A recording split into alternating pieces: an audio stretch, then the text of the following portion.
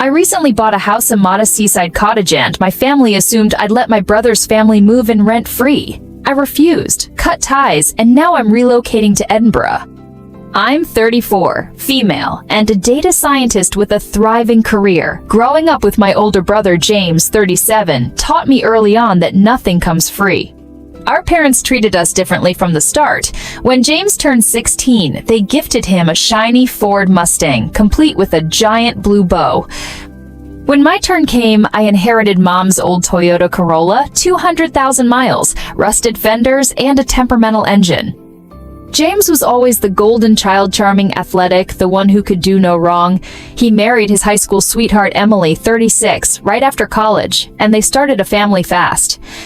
They've got 3 kids now: Sophie, 9, Ethan, 6, and Lily, 3, and rent a cramped townhouse James constantly gripes about. I, meanwhile, built my own success. My mentor from university owns a string of rental properties and has let me stay in a cozy studio flat for years at a steep discount because I've always paid on time. James got handouts. I learned to save every penny brown, bagging lunches, biking to work, skipping vacations. My colleagues tease me for being stingy, but I had a goal. College was another glaring divide. James went to his dream school, tuition and living expenses covered by our parents, plus a generous stipend for extras. I worked nights, aced my classes, and pieced together scholarships to afford a state university. With remote work now standard at my firm, I only need to visit the office for big presentations. A quiet coastal retreat seemed perfect. Last month, I checked my savings after years of discipline. I had enough for a down payment on a small home. I was browsing listings when Dad called. "Dinner Saturday," he said, his tone firm. "James and Emily are bringing the kids. Don't be late." I arrived at my parents' sprawling suburban house at 6 p.m., parking behind James's SUV. Inside, it was chaos: kids screaming, Mom hovering like a hostess at a gala, Dad glued to his armchair with a beer and the sports page. Dinner was the usual. Emily moaning about her part-time job, James grumbling about their landlord, Dad muttering about taxes, Mom policing everyone's plates. I zoned out, scrolling listings on my phony a cute 2-bedroom cottage with ocean views, a compact kitchen, and a deck for morning tea. "What's so fascinating over there?" Mom snapped, spotting me. I could have lied, but I didn't. "I'm looking at houses, thinking of buying one." The room went silent. Sophie froze mid-bite, Ethan stopped kicking the table, even Lily paused her babbling. James's fork clattered. "A house?" Mom echoed, like I'd said I was joining a cult. "Yeah," I said, already regretting it. "Just exploring options." "What kind?"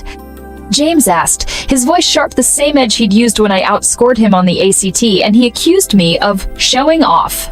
"Something small by the sea," I said vaguely, trying to pivot. But I saw their wheels turning. Mom and Dad traded looks. James stared at Emily, who studied her peas. Dinner resumed, but the air was thick. A week later, Mom called during a critical work call. After her 4th attempt, I rang back on my break. "I found you the perfect house," she chirped. "Linda from book club says it's a steel 4 bedrooms, a big lot near the elementary school." I pinched my nose. "Mom, I don't need that. I want something small, just for me." "Nonsense," she barked. "You've got to think bigger. It's got a playroom perfect for kids." James started texting me listings next sprawling homes with fenced yards and great school districts. I stopped replying after the 10th. They weren't hearing me. I found my own realtor, Sarah, who actually listened. "Small, coastal, good Wi-Fi for work," I told her. "Maybe a patch for wildflowers." She grinned. "I've got just the thing listed yesterday. It was perfect. A 2-bedroom cottage, weathered shingles, a deck overlooking the waves. The kitchen was tiny but updated, with a gas stove I adored. Upstairs, a loft with skylights begged for a reading nook. The clincher? A shed out back, ideal for a home office. The seller wanted a fast close, so I pounced, using my savings for a hefty down payment. I broke the news at the next family dinner. Mom was mid-pitch about another perfect house when I cut in. "I bought a place." Silence again. "It's a cottage, 30 minutes from the coast, 2 bedrooms, a deck, a little shed." Dad's beer hit the table hard. "You did what?" he roared. Lily wailed. Without asking us? Mom's face flushed. All those family homes we found! Why would I ask? I said. It's my money, my house. Mom's voice rose. We had a plan, James, Emily, and the kids could live there. James nodded like it was obvious. Our place is a shoebox. This would have fixed everything, no rent, no bills. I stared, dumbfounded. Years flashed back, James getting praised for C's while my A's were expected. His wedding funded while I paid my own way. You thought I'd buy a house for you? That's family! Mom cried. You're selfish! James snapped. The kids deserve better. Sophie's got no room for art. Ethan's bed's falling apart. Cancel it, Dad ordered. No, I said, standing. The room exploded. Shouts, tears, accusations. You're heartless, Mom screeched as I grabbed my coat. I drove off, their voices fading. Update 1. The harassment started as I packed. Dad pounded on my flat door. Open up! We raised you better! I yelled. Leave or I call the cops! I dialed loudly enough for them to hear. Mom hissed. This isn't over, but they left. Then James texted photos of Sophie and Ethan crammed on a futon, Lily's crib by their bed. Look what you're doing to them, he wrote. When I didn't bite, it turned nasty. You were always the cold one. Mom's a wreck because of you. I blocked him, then his new numbers, Emily's too. Relatives piled on Uncle Ted, Cousin Lisa, even my old boss. Family first, kid. I changed my number, hired an obscure moving company, and vanished my cottage. That first night I sat on my deck with tea, waves crashing below. No guilt, just calm. James's social media ranted about disloyal siblings. Mom posted about ungrateful kids. I didn't care. My shed became an office with a killer view gulls soaring past. I planted wildflowers and they bloomed like crazy. Work noticed my focus. A big project I led remotely scored me a bonus and a promotion pitch. Update 2. James's townhouse got bought out. Tenants got 60 days to leave.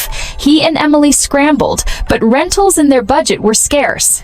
Meanwhile, my bonus let me snag a cliffside cabin as a rental investment.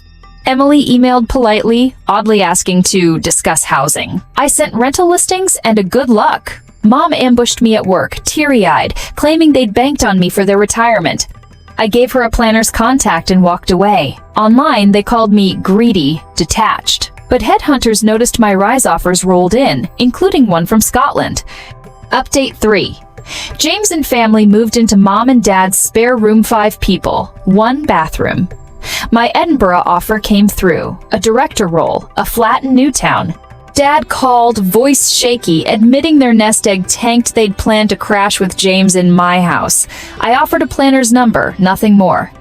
I turned my cabin into a lucrative Airbnb and kept my cottage as a retreat, tended by a local gardener. At my farewell party, friends marveled at my peace.